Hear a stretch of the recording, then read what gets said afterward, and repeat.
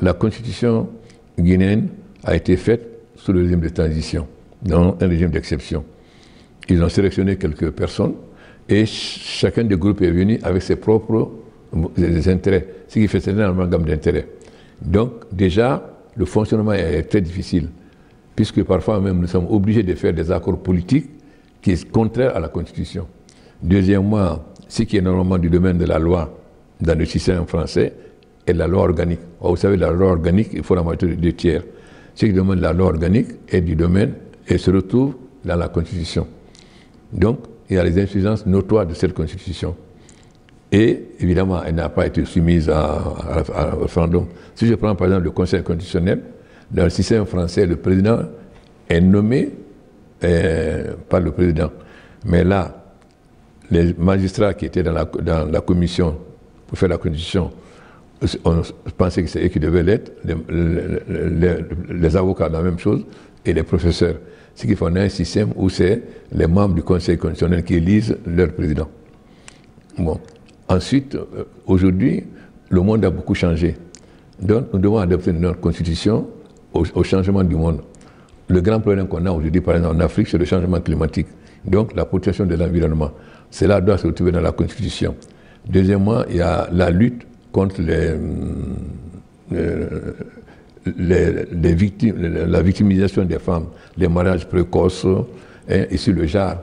Parce que il faut quand même, aujourd'hui, dans le monde où on est, là, comme disait Aragon, la femme, c'est l'autre moitié du ciel. Et surtout qu'en Guinée, il n'y a plus de femmes que d'hommes. Donc, il faut qu'on fasse la promotion des femmes. Donc, et ensuite, vous avez la cybercriminalité aujourd'hui. Comment lutter contre la cybercriminalité? Donc, nous devons intégrer énormément de réformes, la protection de la nature. Et ensuite, la première constitution parlait de l'intégration de la Guinée dans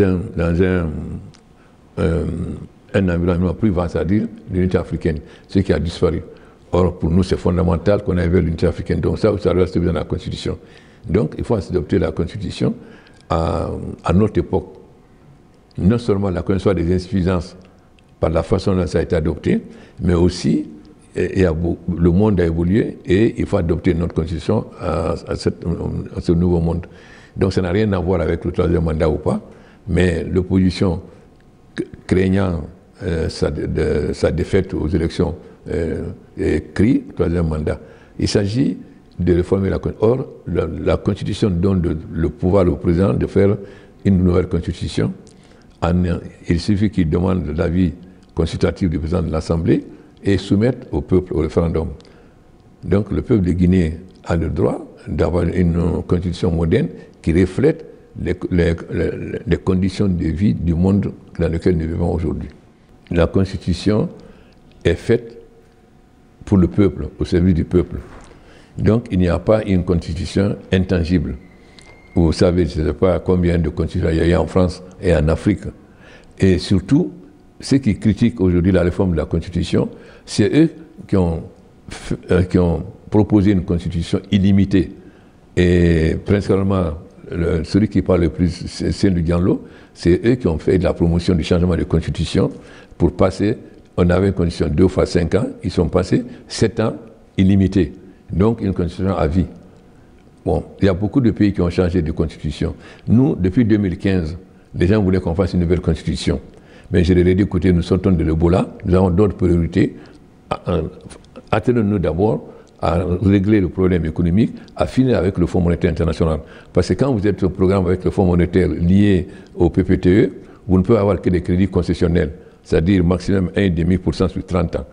Un pays ne peut pas se développer. Il faut nécessairement pouvoir avoir des prêts non concessionnels. Maintenant, il faut revoir la Constitution pour la moderniser. Mais j'ai préféré d'abord me concentrer sur l'essentiel. Maintenant, nous sommes bientôt à la fin du programme avec le Fonds monétaire. Nous sommes en train de résoudre l'essentiel des problèmes, l'énergie, les routes, etc. Donc il est temps maintenant surtout que la Constitution n'a pas été soumise au peuple. Il faut quand même une Constitution pour qu'elle vraiment soit légitime et qu'elle soit entérinée par le peuple, ce qui n'a pas été le cas en 2010.